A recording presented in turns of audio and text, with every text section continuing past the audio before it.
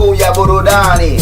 A national, regional and international digital presence backed by the most experienced and top-notch broadcast professionals in the industry. A very good evening to you. The new look Kenya Broadcasting Corporation is truly ahead of the pack. Turn to the mother of broadcasting in Kenya for stories that resonate with our identity, our aspirations as a people united in purpose.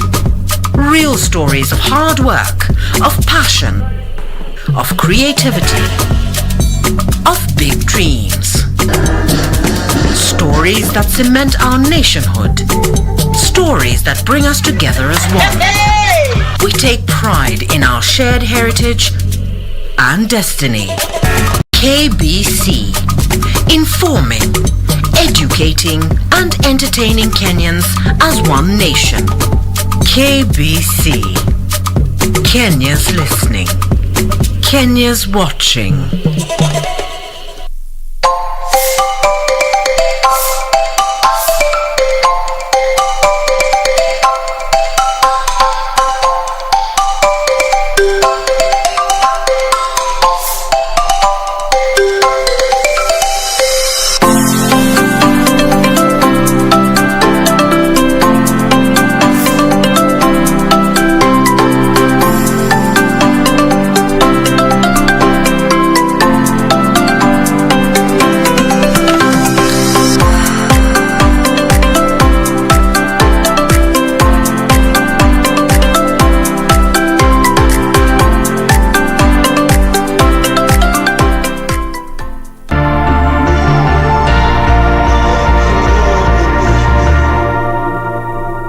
Kwa majina yangu naitwa Eric, ama unaweza niita Mugaka.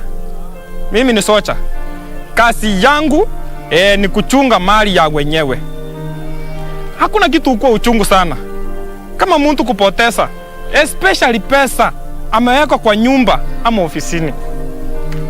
Na hizo kesi hukuwa ngumu sana kufuatiliwa. Na waomba wenzangu, kama vile mimi ufanya, weka pesa yako kwa panga account juu KDIC imekuhakikishia iko safe. Weka kitu kwa panga. Be sure, check out for a KDIC sticker in your banking hall. KDIC, protecting your deposits.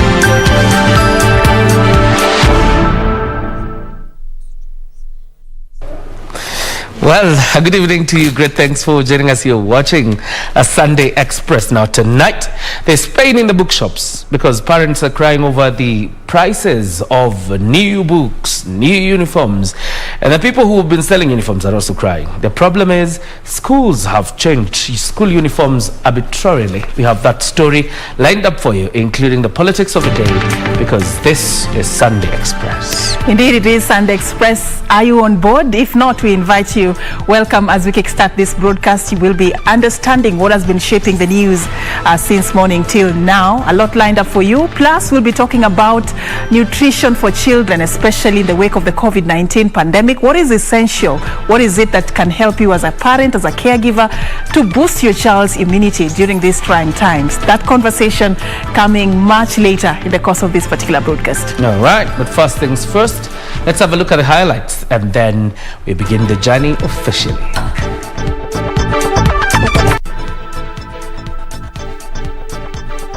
It is just struggling that we get uniform, we get whatever that is required for our children to go back to school comfortably. New term, new burden. Parents lament high cost of school items as sellers decry dead stock. defeating William Ruto is my #1 priority. Yes. Ati mpango yao yote ni kushindana na Ruto. Mimi nataka niwaambie hawa marafiki, tafuteni agenda, tafuteni plan. Sisi tuko tayari. It is not about me. Deputy President William Ruto hits back at Wiper leader Kalonzo Musyoka. Let the community, without corruption, without intimidation, without pushing them to the wall, decide whom they want. Negotiated democracy in Mandera County.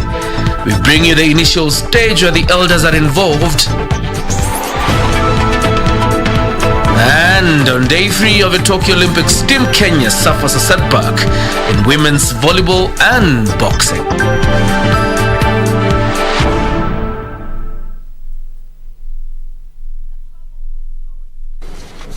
All right, welcome on board and thank you so much for creating time for us tonight.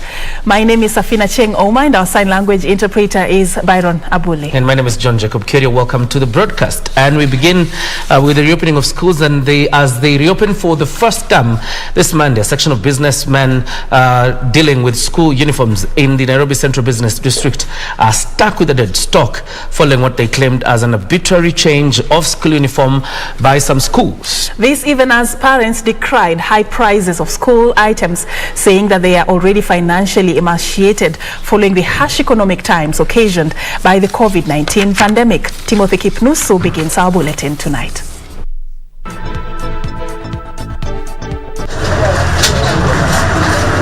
It was a beehive of activities in Nairobi Central Business Sunday as parents and guardians made the last-minute back-to-school shopping rush. School uniforms and textbook outlets were the epicenter of the shopping spree.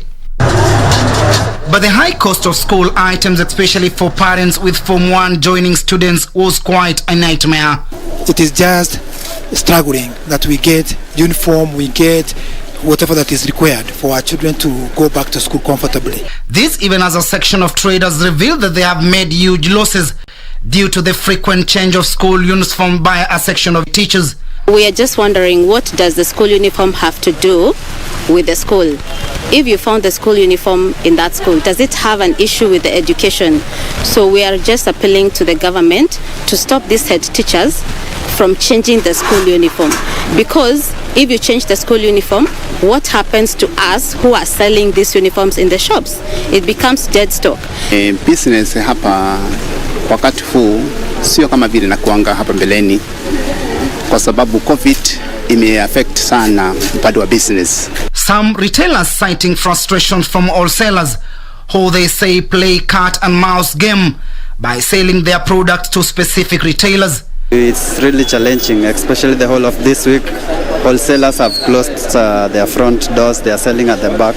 Orders they took a long time ago for other retailers and wholesalers from other places.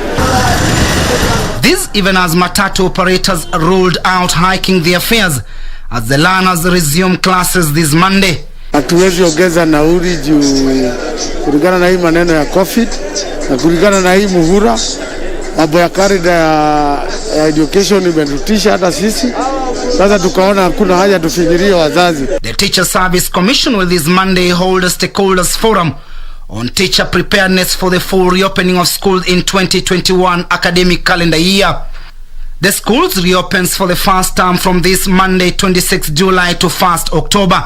Term 2 begins from 11th October to 23rd December, while the third term starts on 3rd January to 4th March. The national exams are set to begin immediately after the end of the 2021 academic calendar. Now, still staying with matters education, the 2020 Kenya Certificate of Secondary Education candidates who applied for placement to local universities and colleges will know their fate by mid-August following the conclusion of the revision of choices. The Kenya Universities and Colleges Central Placement Service says this coming Monday it will embark on the final phase of the selection exercise, expected to be completed in less than a month. Purity Museo reports. In a statement dated Sunday, the 25th of July 2021, Kenya Universities and Colleges Central Placement Service, KUCCPS, has expressed confidence that all 2020 KCSE candidates who made applications for placement to institutions of higher learning will know their fate in 3 weeks. KUCCPS officials say they are keen on concluding the process and releasing the outcome to all applicants by mid-August 2021. The application and revision of choices that was in its 3rd and final round was scheduled to close on July 17, 2021, but KUCCPS granted a week's extension to mobilize more applicants and ensure no eligible candidate was left behind. According to the body responsible for the selection of students for government sponsorship to universities and colleges, a total of 4,359 candidates took advantage of the extension and revised their degree choices, bringing to over 90% of all candidates who qualified for degree courses. KUCCPS said it also targeted secondary school graduates with any mean grade from the year 2000 to 2020 for placement and government sponsorship to TVET institutions. Purity Museo, Sunday Express. From education to some politics now, and Deputy President William Ruto has hit back at Wiper leader Kalonzo Musyoka on his assertions that his priority was to defeat him in the 2022 general elections, saying that was inconsequential. Ruto saying he has already put open his agenda to the public on improving the economy of the nation through the bottom-up approach, and urged the Wiper leader to instead preach politics of prosperity. Defeating William Ruto is my #1 priority. Yes. And I have reasons for it. Moments after the Wiper leader Kalonzo Musyoka said his priority will be to defeat Deputy President William Ruto in 2022 presidential election, Ruto has taken a swipe at NASA for putting their efforts on how to nail him politically rather than coming up with ideas to improve the country's economy. Ati mpango yao yote ni kushindana na Ruto. Mimi nataka niwaambie hawa marafiki, tafadhali nawaambia kwa kuwapatia mawaidha, tafuteni agenda. Ruto warning his opponents that they will face the same fate they faced in 2017 if they do not put their priorities right. Lakini mkizunguka vile mnazunguka, mwisho mtaenda kujiapisha pale vile ule mwingine alijiapisha siku hiyo ingine wakati tumewashinda. Well, Amani National Congress leader Musalia Mudavadi has cautioned Kenyans against being divided on ethnic or social class line. Mimi niuze sera zangu, usipende kupatia kura. Kama mwingine atakuja nawe na sera zaidi ama nzuri zaidi, auze zake na yeye. Lakini tujue kwamba tusipeane ahadi za uongo kwa mwananchi wa Kenya. He said no Kenyan should be victimized for exercising his democratic right to elect a leader of his choice. Tunaingia muhula mwingine 2022. Na wale wana haki ya kuamua ni nani atakuwa kiongozi ni wa Kenya kupitia kwa debe. This as Garissa Township MP Adan Duale has opposed calls to postpone August 2022 general election. The only option that the election can be postponed, that is in the constitution, is in case this country goes to war with another country. Suleiman Yeri, Sunday Express. Let's continue with the breadth of politics, but in a different line, because residents of Mandera County have decided to follow a different path in choosing candidates for various elected positions in the county. The process involves elders who hold public barazas for 4 days to identify the aspirants in a negotiated democracy. This is the first stage of the process, which will culminate in a grand conference in August this year in Takaba constituency in Mandera County. According to the elders, the process helps reduce political temperatures by creating cohesion and harmony, as well as reducing expenses. And as our reporter Aden Ibrahim found out, there are some who see the process as a waste of time, questioning its credibility. Aden's story has been voiced by Suleiman Yeri. Have a look. It is almost a year to the 2022 general election. Aspirants of various elective positions are currently busy weighing the electorate as the big day beacons. But in Mandera County, things have been different since the 2013 election. Here, they apply what they term as negotiated democracy. Elders do decide, people come to the seat and negotiate and share positions. And I feel it should be emulated across Kenya. Negotiated democracy refers to a process of agreeing on how to distribute political positions in advance of an election. Sisi wote tumetravel all the way from Nairobi, wengine wametravel kutoka mbali sana, ili tuelewane sisi kama community, tulete mtu mmoja ambaye inafaa community. The elders, who mostly are at their 80s, have converged under this tree and will be here for 4 days. The 80-year-old person is in a better position to advise the youth. We see them as pool of knowledge. When the elders speak, everyone has to listen. After all, they command respect in this region. Whoever is picked at this stage goes up to the last level of endorsement and is likely to be endorsed. It is different level subsets of the community that decides. The lower level will push you to an upward level endorsement. Huyu mtu lazime amesoma, anaweza elewa county budget yake, anaweza fanya watu inclusive, anaweza fanya justice. Lazima tuangalie hizi zote kwanza. Ya pili, huyu jamaa alifanya nini mbeleni. However, the process has its side effects, with those opposed to it terming it as a political conmanship. Akileta mtu hafai kidogo, baadaye inaturudisha nyuma sana na inaleta corruption kidogo. Kwa sababu hiyo part of negotiation mtu hawezi fanya tu hivyo. Wazee lazima wakae wakule kidogo, ndio hiyo inaturudisha nyuma kabisa. Naweza kuwa kweli yako, niweze kuwa wazee wengine, sio wote. Wazee wengine wanaweza kufanya kooko yao mistake, wafanye kitu kama hiyo. With the elders are a section of professionals, politicians, religious and youth leaders. The elders say negotiated democracy system facilitates equitable sharing of positions and reduce political temperatures witnessed before and after general elections. It is the only way. It brings cohesion, peace, sustainable peace actually. Tunalipa ushuru na tunaumia sana. So we request them to agree in one way so that moja achukue hiyo kiti. Hawezi kuwa wawili wakuwa president. Stop dividing us along lines. That will not help Kenya. Let everybody peacefully sell his policy and let the community, without corruption, without intimidation, without pushing them to the wall, decide whom they want. In 2017, a section of elected leaders, including Mandera Governor Captain Ali Roba, trashed a lineup recommended through the negotiated democracy system. Roba was the first beneficiary of negotiated democracy, and indeed, from my assessment, he has moved us from zero level to somewhere. As long as the objective is one, the objective is for the betterment of this community. If our aim and objective is all to make sure that we need to have development for our community, then whether you are a technocrat, whether you are a sheikh, that major objective is what is there in for this community.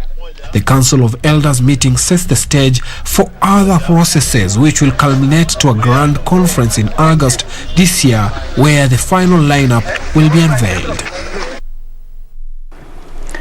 Right, away from that, let me bring you up to speed with the COVID-19 numbers in the country. As at Sunday, Kenya recorded 664 new cases of COVID-19 from a sample size of 5,432. This translates to a 12.2% positivity rate.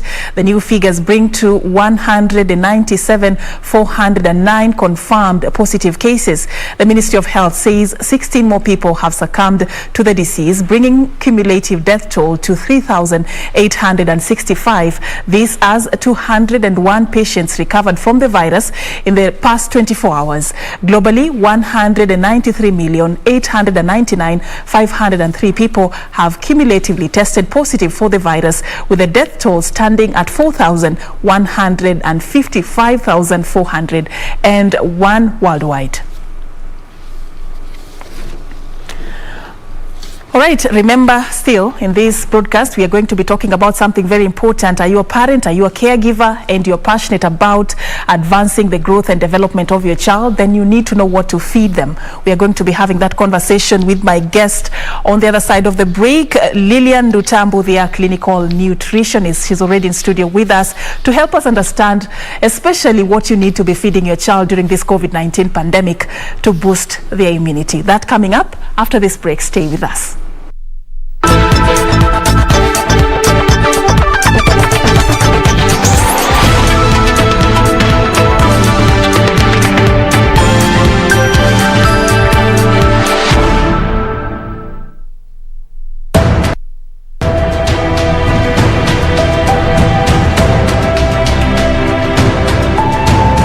Huyu mbeberu alikuja katika Kenya.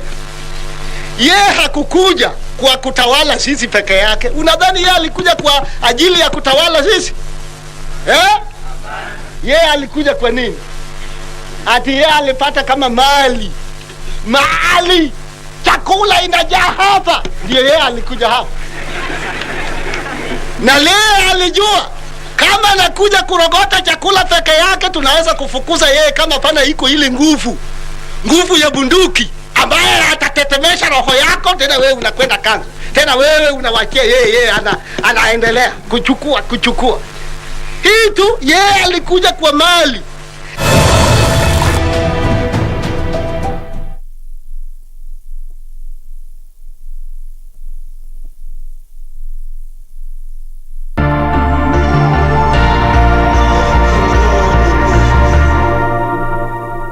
Kwa machine yangu naitwa Eriki, ama unaweza niita Mugaka. Mimi ni socha. Kazi yangu ni kuchunga mali ya wenyewe. Hakuna kitu uko uchungu sana kama mtu kupoteza, especially pesa ameweka kwa nyumba ama ofisini. Na hizo kesi ukuwa ngumu sana kufuatiliwa. Na waomba wenzangu, kama vile mimi ufanya, weka pesa yako kwa panga account juu KDIC imekuhakikishia iko safe. Weka kitu kwa panga. Be sure, check out for a KDIC sticker in your banking hall. KDIC, protecting your deposits. Haya! Mtumishi! Ala!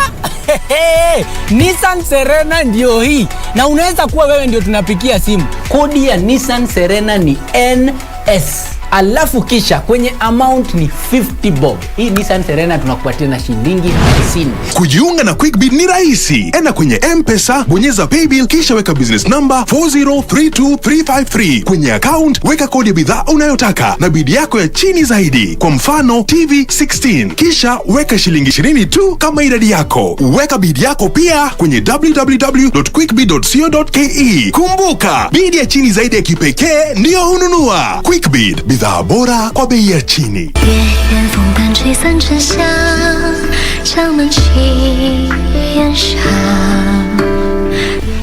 Silly girl, listen to me. You have to take the birthing charm with you. Just look at your knee. He's tall and strong because of it. She was your responsibility. I asked you to take good care of her while I was gone. You just let her go? How did she run away? I have to go out, or I'm gonna go crazy. Right. He asked me to tell you, when you're bored, you can play with them, just to kill time. Thank you so much, and pass my gratitude to the Crown Prince.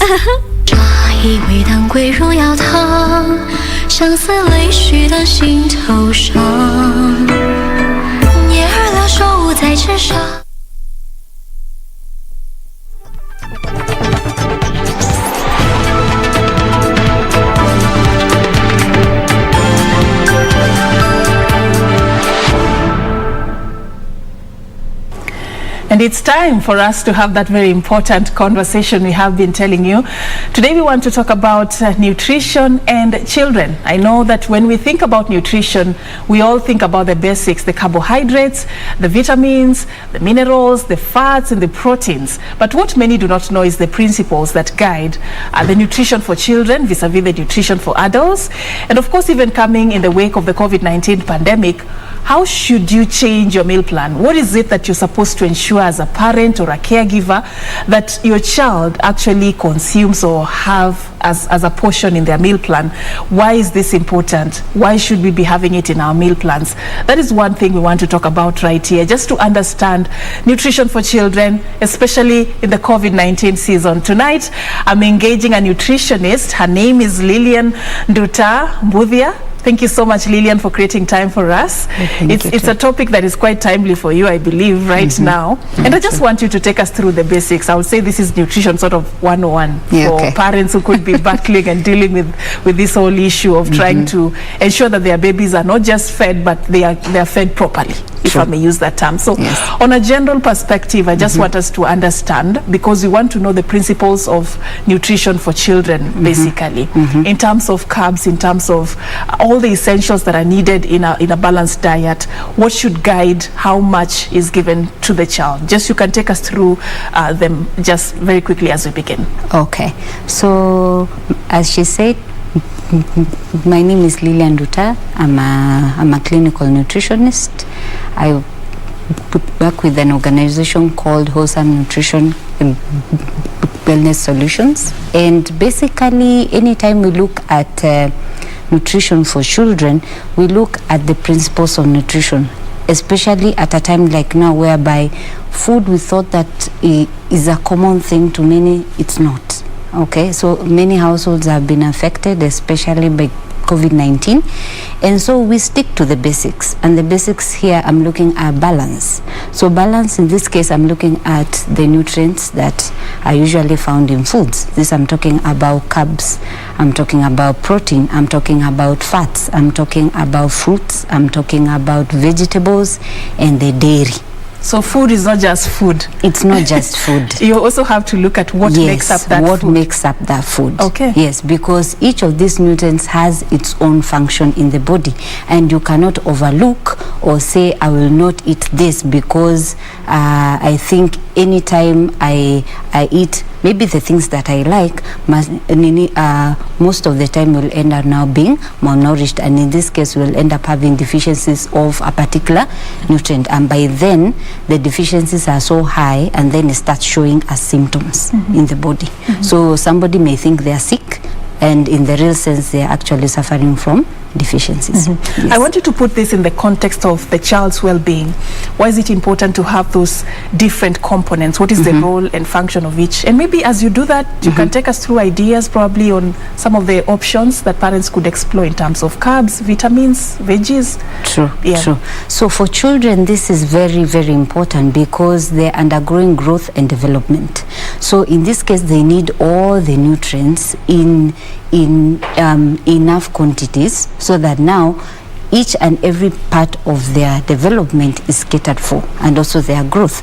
So I'm looking at, in terms of carbs, don't just think about the staple foods we have.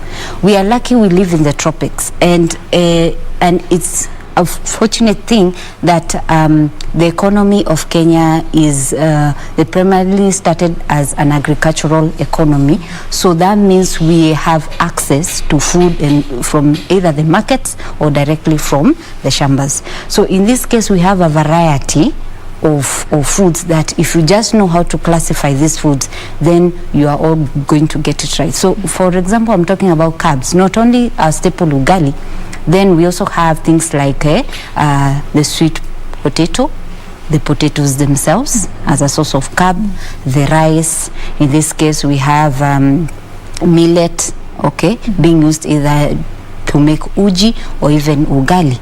All right. So here I'm also looking at things like cassava, yams, arrowroot. So whichever form of carb you find, that is also a source of carbohydrate. So it's not saying that if I don't find whatever I'm used to, then I can starve. So it's not just ugali every day. No. You can actually diversify. So long as you just know. It even excites the children. That is it. Because if you feed them the same kind of food again, they now become a bit rebellious to it because they get bored. All right, it's just like an adult. If I feed you the same kind of food day in, day out, it will reach a time, it doesn't matter how nutritious it is, at the end of the day, you're not going to eat it. So in this case, variety is also a key principle in nutrition other than balance. Let's talk about veggies. This is like the biggest nightmare for most parents. Oh, yes. Kids would actually prefer proteins as opposed to veggies. That side that has veggies. How do you make it exciting for a child to actually feel like they want to consume that as well? Okay, so this is the advice or the tip I usually give to parents. Put the veggies in foods they like best. Okay, if your kid likes fries, can you do your fries and then add your veggies? They'll end up actually eating the whole thing up. Sometimes even you can use the meat and mince it up, then add the veggies inside, and then you make it into a patty, and then you fry it, you give it to them. So it's these interesting ways of adding veggies in a tricky way, but at the end of the day they like it. There are kids who like blended juices. Why don't you add the vegetables inside?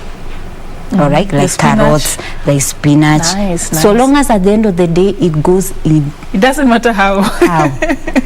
The battle is won. As long as it's inside, it's inside the digestive system. Yes. That's your goal. That is it. So if you pair maybe something like a fruit juice with a vegetable, at the end of the day you have covered the vitamins and minerals, basically. So it's a matter of demystifying the old and usual way of doing things and adapting new and interesting way of doing things, and actually at the end of the day you get your goal achieved. So especially with children, you have to be a bit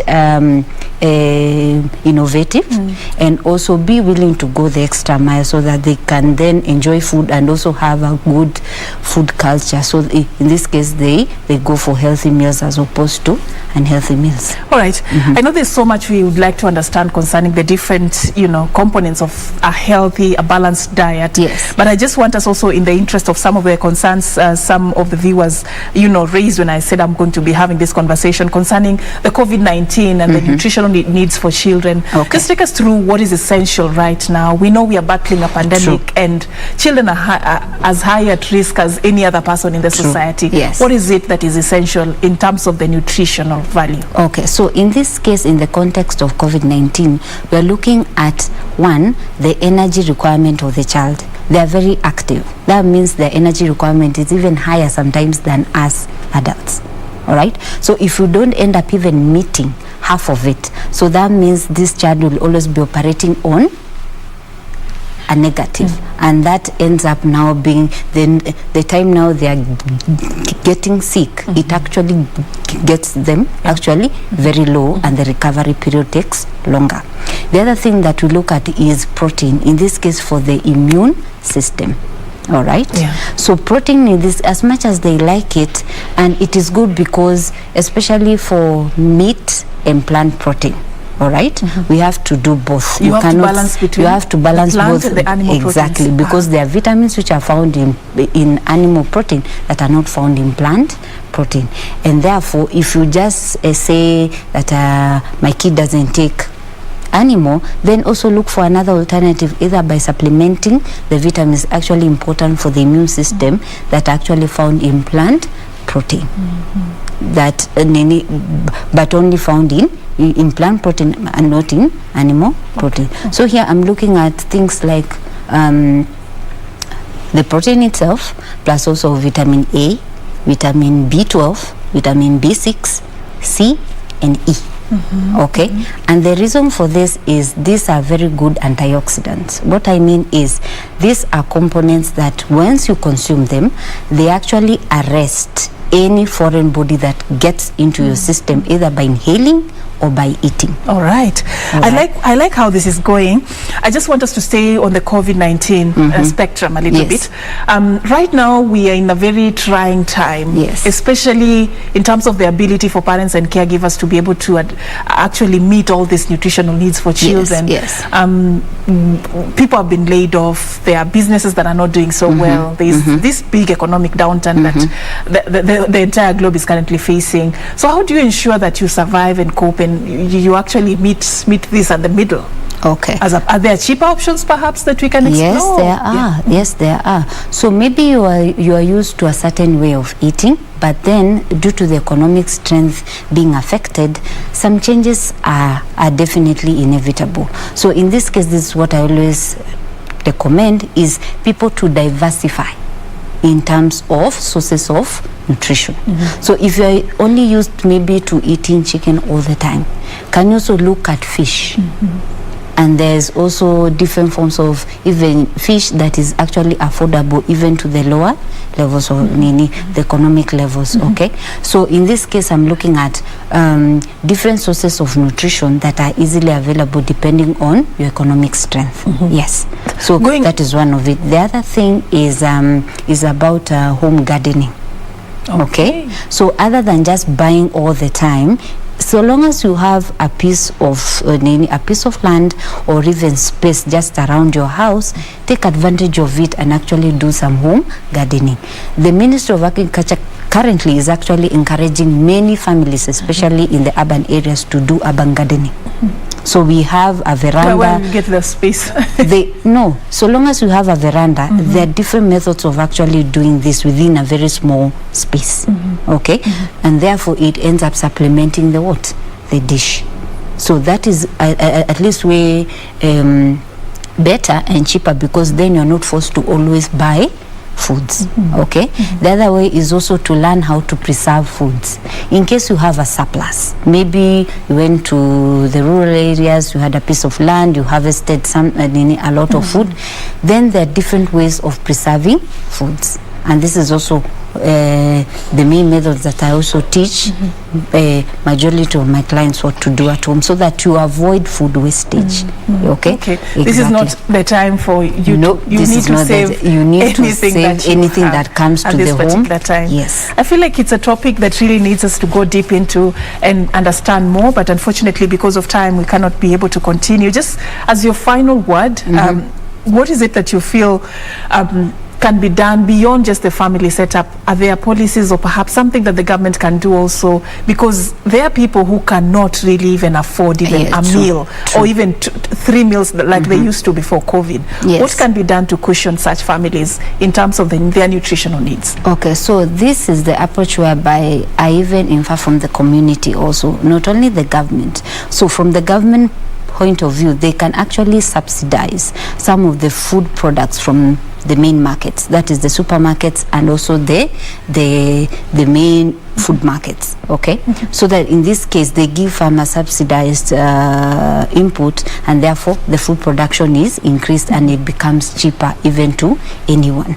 The other thing that we can also do for the community also is to come out and support especially schools and churches, anywhere where people will gather at any one given time of the week. You can come up with a program whereby the core people are able, or the leaders are able to mobilize the people to come and actually have a meal, and in the process, maybe like in school, the kids continue to go to school because there is food, and so long as they are nourished, then they are able to concentrate in class and actually attend the class in this case. So it helps even the parents at least to send them to school, and at the same time they are also able to save some few coins or whatever they can be able to afford. Then they can be able to present their families with food at least 3 times. It's good that you said that the school feeding programs actually really help these vulnerable families. Not only to encourage parents to send their kids to school, but to keep them there to keep them there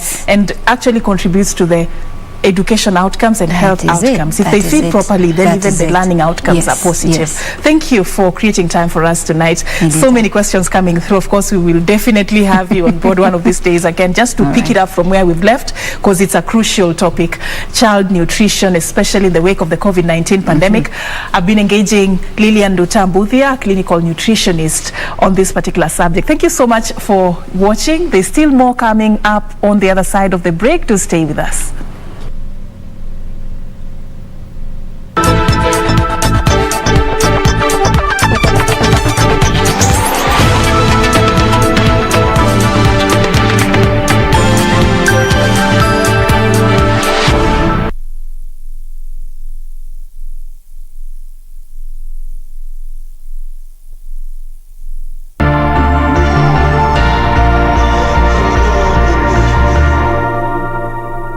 Kwa majina yangu naitwa Eliki, ama unaweza niita Mugaka.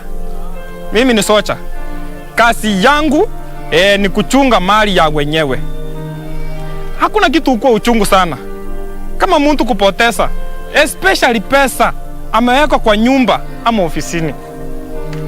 Na hizo kesi ukuwa ngumu sana kufuatiliwa. Na waomba wenzangu, kama vile mimi ufanya, weka pesa yako kwa panga account juu KDIC imekuhakikishia iko safe. Weka kitu kwa panga. Be sure, check out for a KDIC sticker in your banking hall. KDIC, protecting your deposits.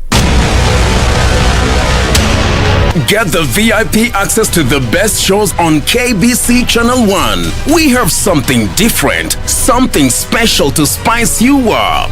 Get ready for new, exciting and captivating dramas.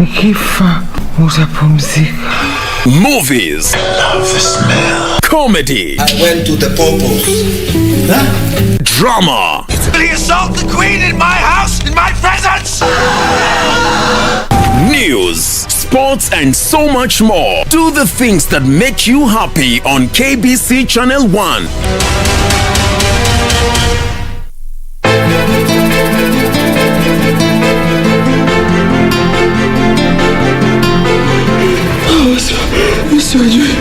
Ni akina nani hao? Mtu anivuta kwake. Nani? Vuta. Siwajui. Wacha kukimbizana na shughuli zako sio na faida. Kwa hivyo umeamua Pili ndo atakuwa mrithi wako. Naona hiyo pilipili itakuasha mpaka utosini. Mimi sio mtoto, kwa hivyo sitashiki kwa maneno. Mtu wezi mlaumu kwa makosa yake mwenyewe. No. That is impossible.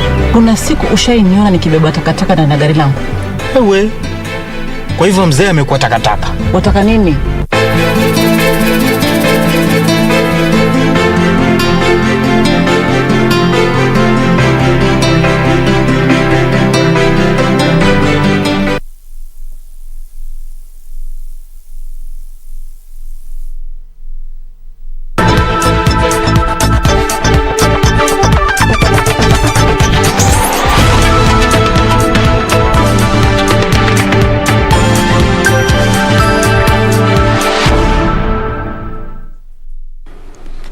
Welcome back. You're watching Sunday Express. A bit of an apology because when on our segment from the archives, the voice or that clip you saw of the first Vice President of the Republic of Kenya, Jaramogi Oginga Odinga, was captioned as the first president. But of course, you already know the first president of the Republic of Kenya was Jomo Kenyatta, and Jaramogi Oginga Odinga was his first vice president. But moving on, a group of community leaders in Mandera constituency in Nairobi County have devised a fun activity-filled approach to sensitize adolescent girls about the perils of teenage pregnancy. Our reporter Mercy Joki spent an afternoon in Mlango Kubwa area and filed the following report. Saturday afternoon at Mlango Kubwa grounds in Mandera constituency, Nairobi County. A group of girls are raising dust in a football tournament.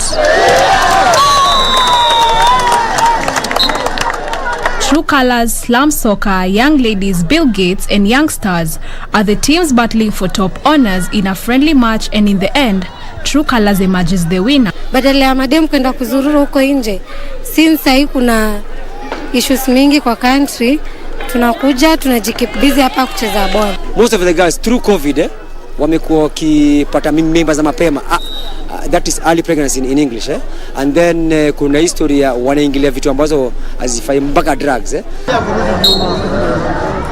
The championship is not part of any competitive league, but rather a platform for bringing together adolescent girls from the informal settlement to educate them on the dangers of engaging in sexual relations. Sport kama hii, Ministry of Sports, ni kitu inaweza kuja isupport. Mimi natuma ujumbe wangu kwa Mheshimiwa Amina Mohamed. Vitu kama hii ikifanyika hapa kwa ground, kwa kweli itasaidia watoto wasichana. Through the sensitization program initiated by community leaders, the girls aged between 15 to 20 also receive academic mentorship and education on menstrual hygiene. I'll actually encourage that other parts of Mandera, Kibera, each and every places, they should embrace such things, such initiatives, and you will get that we have changed our community in a very positive and a very wonderful way. Iko wakati walikuwa na ile occasion yao wakasema let the girl play ball but not to carry the ball. Kenyan teens living in such informal settlements are prone to be victims of early pregnancies due to poverty and illiteracy, thus exposing them to sexual relations. And this initiative, organized by Mandera ambitious leaders, will ensure that early pregnancies are reduced. Masin Joki, Sunday Express. Indeed, great reporting there, Masin Joki. Interesting story. Now, moving on, in October last year, as the country and the world grappled with the COVID-19 pandemic, one family in Nairobi's Tena Estate was dealing with a serious medical condition that was threatening the life of their baby boy. Baby Jones Baraka had been diagnosed with a rare genetic liver disease, and the family embarked on the journey of fundraising to realize 5 million shillings required for treatment abroad. Fast forward to July 2021, Master Jones Baraka, who is now 1 year, 10 months old, is on the road to recovery thanks to intervention from well-wishers. Ben Troinjue with the story. This is baby Baraka, full of life and so bubbly. But 9 months ago, baby's Baraka situation was critical and life-threatening. But thanks to family, friends, and you, the viewer, baby Baraka now has a new lease of life. Here is baby Baraka's story. A family in Nairobi is appealing to well-wishers to help them raise 5 million shillings to enable their 1-year-old son undergo a liver transplant in India. On Saturday, October 31st, 2020, Habel Mwangi and his wife Lydia Anyango were featured on KBC Channel 1 News, making a passionate appeal for funds to facilitate the treatment of their son Jones Baraka, who was ailing from Alagille syndrome and required urgent liver transplant. Unafaa kupeleka mtoto India akafanyiwe transplant. So from there ndio ilinihit. Ilituhit kabisa, ndio sasa tukaanza kufikiria what do we do. 8 months later, and after going through many challenges, the family based in Nairobi is back to share the joy and thank Kenyans for coming to their aid of their baby. I communicated to KBC Channel 1 via Messenger, Facebook, and then they replied my message and they gave me appointment. We managed to raise around 1.8 million by within 2 to 3 weeks. Kenyans are real givers. Kenyans, actually, guy, I can't explain the feeling. We paid all the bill, and we managed to pay the flight. We managed to buy medication worth 200,000 Kenyan shillings for a whole year. It was the Kenyan spirits. Walitusaidia kabisa. And we thank each and every one of you who came through for us, for baby Baraka. Baraka and his parents returned home after 4 months in India. Saizi hata kukula, unaona tunakula tu vizuri peke yetu. Yani he can hold something like, niseme tu ako tu normal kabisa kama watoto wengine. Na catch up na milestones zake, catch up na growth. Like ukimwona na kids of his age, ako completely okay. As his recovery journey continues, the family has set up an organization to help others. We came up with this organization called Live a Life for Children, at least to find other parents who are going through the same situation we are going through. At least now we are in the right position. We can advise them. We can tell them what we've gone through. We can share our problems. For Sunday Express, I'm Ben Troinjue.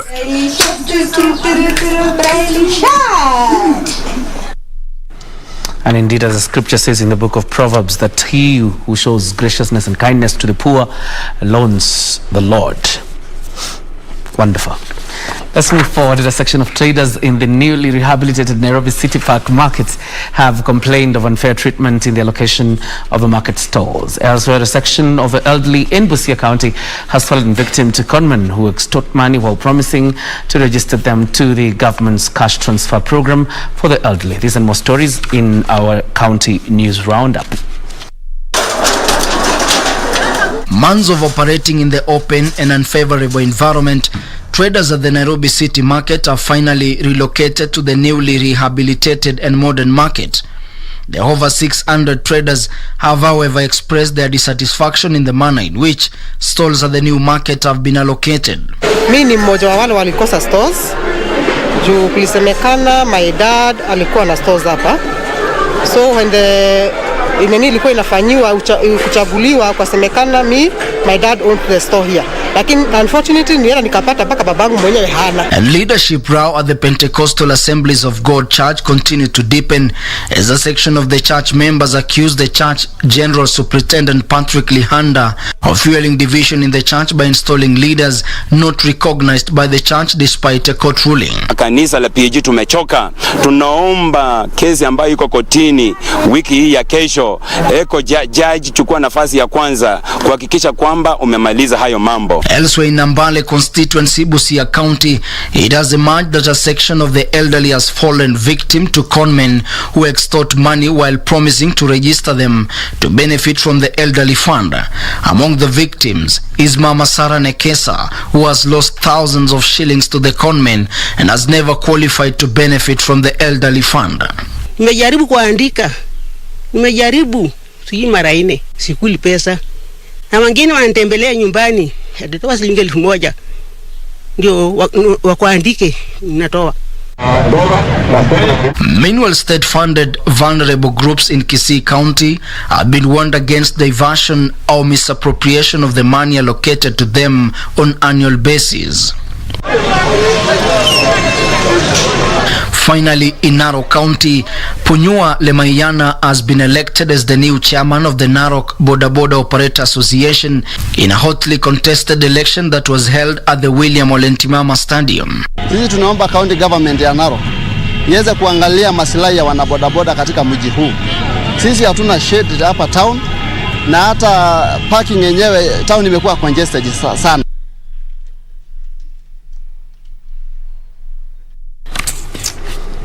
All right, a lot you are saying on social media. Thank you for creating time for us. Ruth, Peter, Lazaro, you're watching us from the Western Kenya. Thank you so much for your comments. You're liking the conversation that we had earlier with my guest on child nutrition. And the tip on how to mix the veggies inside the favorite food that the child likes. Thank you so much, Ruth, for creating time. Charles Ogutu from Eldoret, we appreciate your time tonight. Thank you so much. We'll be sampling more views as we continue. All right, it's time for us to take a breather. When we come back, it'll be time for sports. Don't go too far.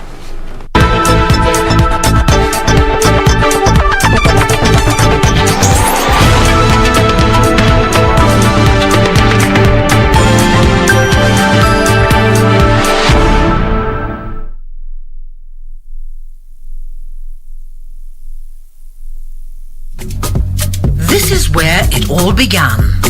As the mother of broadcasting in Kenya, you can trust KBC to bring you authentic news and programs to your living room. As KBC, we take pride in our unrivaled heritage as Kenya's trusted national broadcaster. Commanding over 92% digital television signal coverage of our country, 23 radio services that cut across our entire language spectrum, a national, regional and international digital presence backed by the most experienced and top-notch broadcast professionals in the industry. A very good evening to you. The new look Kenya Broadcasting Corporation is truly ahead of the pack. Turn to the mother of broadcasting in Kenya for stories that resonate with our identity, our aspirations as a people united in purpose. Real stories of hard work, of passion, of creativity, of big dreams. Stories that cement our nationhood. Stories that bring us together as one. We take pride in our shared heritage and destiny. KBC, informing, educating and entertaining Kenyans as one nation.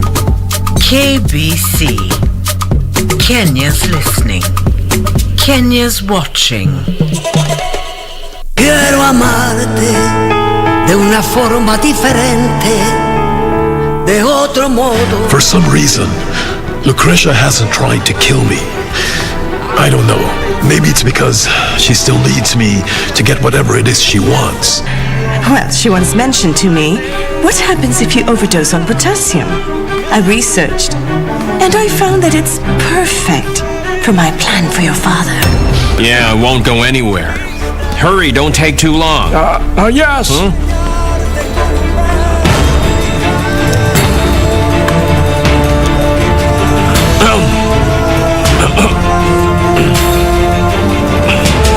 Quiero amarte de una forma diferente, de otro modo, nunca igual al de otra gente.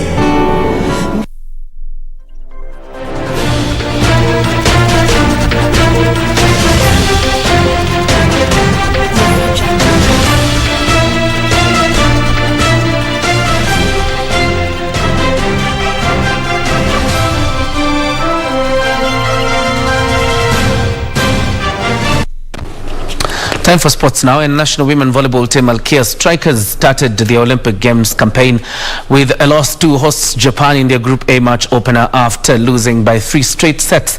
The team will next be in action this Tuesday when it will face Korea.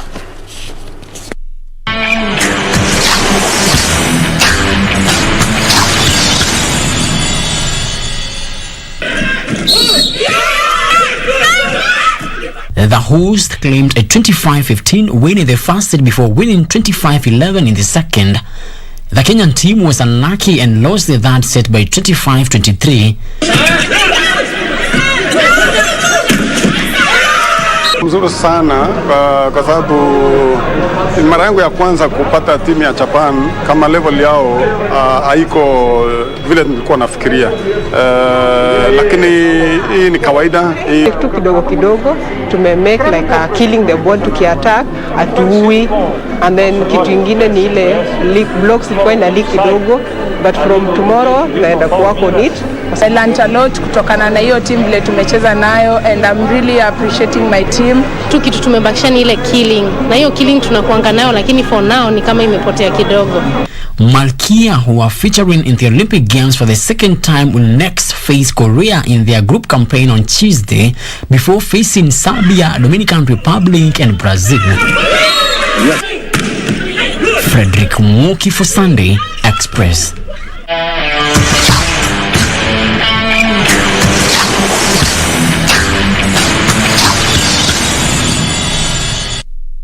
Still in the Olympics, Kenya registered yet another disappointing result today at the ongoing Tokyo Olympic Games after boxer Christine Ongare was eliminated in the competition. Ongare was beaten by Irish Magno of Philippines in the round of 32 of the women's flyweight division at the Kokugigan Arena in Japan.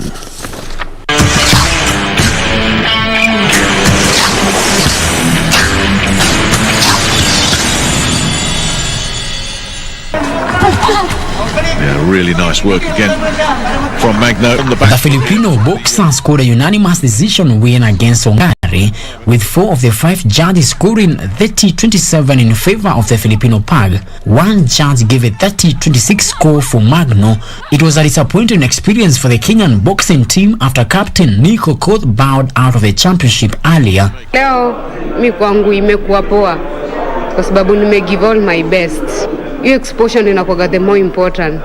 So at least venye BFK imeshikilia, ingekuwa ilishikilia hapo nyuma, do the more exposure ndo the more unakuwa poa. Alafu pia saa hizi I believe wanaenda na hizo ma rankings. Olympic finals. So what tuna need ni kuwa na mashindano mengi sana.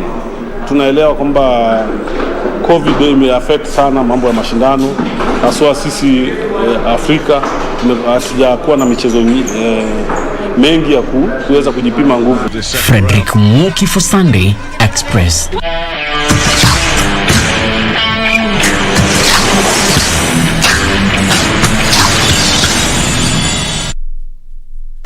And the two Kenyan swimmers, Danilo Rustafio and Emily Muteti, will dive into the Tokyo Aquatic Center next week. Rustafio competing in Heat 2 of the 100 meters freestyle on Tuesday, while Muteti will start her competition in Heat 6 of the 50 meters freestyle on Friday. The two are the only swimmers representing Kenya at the Tokyo 2020 Olympics.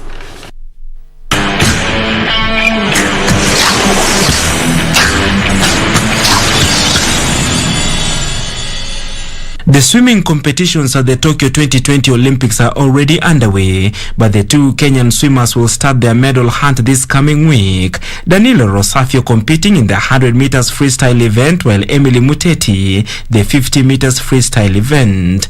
International Swimming Federation FINA confirmed the duo's selection for the Olympics based on their top ranking point selection system. Rosafio earned the needed points after he got the top 730 FINA points in the 100-meter freestyle at the 2019 FINA World Junior Championship in Budapest, Hungary. I'd say the same target as when I go into any meet. Come to improve my time, make the most of my time here, learn from the experiences, and hopefully make my country proud. That's what I want to do.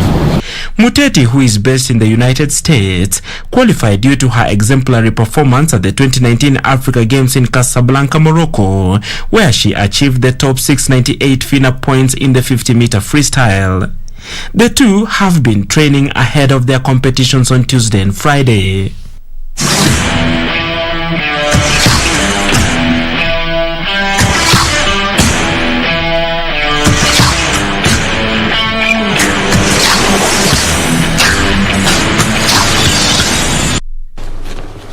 And journalists expected to cover the World Under-20 Championships have been urged to remain professional while discharging their duties in order to market Kenya, which will host the global event.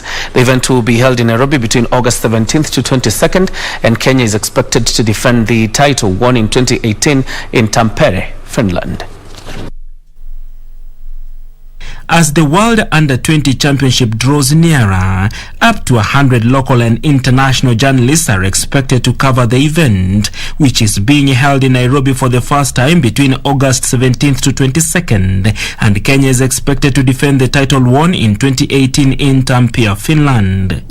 According to the World Under-20 Championship Media, Broadcast and Communication Director Alex Kobia, journalists are required to remain professional while discharging their duties to market this country, and that through good reports of high-profile events, our country gains more chances to host international tournaments. Kobia spoke at a two-day training session for journalists in Naivasha, adding that the accreditation process is already ongoing. There will be more trainings for journalists in Mombasa and Nairobi regions before the start of the event to bring the media personalities up to speed with protocols and guidelines that need to be followed, especially with the COVID-19 situation. And finally, KCB collected maximum points in a bid to keep league title hope alive after 3-0 win against Kariobangi Sharks in their Football Kenya Federation FKF Premier League Round 28 match that was played today at Thika Stadium. KCB opened the scores through Samuel Mwangi before adding a second through Eric Badi, who scored a penalty, while Michael Oduor sealed the scores after netting in at the 58th minute. In other results, Vihiga United 1-0 against Western Stima. Posta Rangers lost 1-0 to Bandari. Homeboys 1-1 against Sofapaka. Wazito FC claimed a 2-1 win over Mathare United, while AFC Leopards settled for a 2-0 draw with Nzoia Sugar.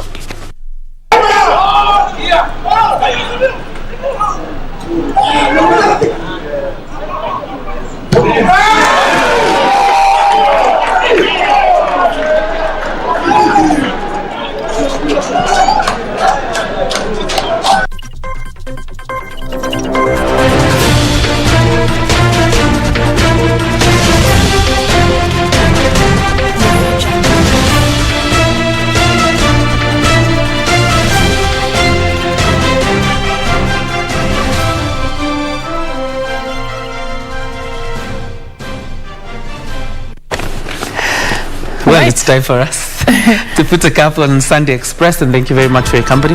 I'm sure you have a few messages. No, okay, just one from Pius Oyugi. He wanted to know how to treat ringworms on children. Amita mashilingi.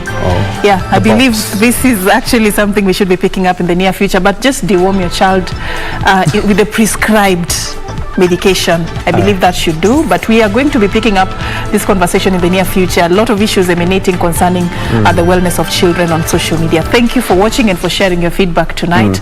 We really appreciate that. All right, there's a Jared from Kiambu. We recognize you. Thank you very much again for watching KBC Channel 1 and indeed the Sunday Express. But it's time for us to close. My name is John Jacob Kioria. We'll be with you the entire week. Next week, of course, Wednesday and Sunday for Sunday Express, and I believe you too. Yeah, we will. Thank you for the word of encouragement. That's scripture, by the way. Thank you for doing that for us tonight. Thank you so much, guys, for catching time. We'll be doing this again. My name is Serfine Achieng Ouma. Our sign language interpreter has been Byron Abuli. Have a good night.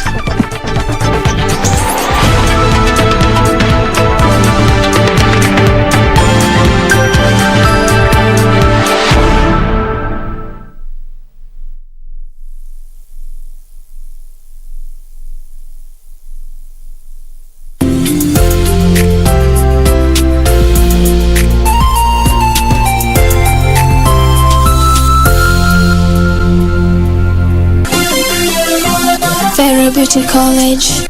Vera Beauty and Fashion College, with branches in Nairobi, Eldoret, Thika and Meru. Did you know that we are a TVET approved institution? We offer courses in fashion design, interior design in soft furnishing, event decoration, flower arrangement, event planning, hairdressing, barbering and dreadlocks, beauty therapy, makeup, nail technology, spa massages, teaching skills, TOT, solo business management, and many more. Register now and visit our website on www.verabeautycollege.com. You can also call on 0725 923 550 Nairobi branch, 0728 087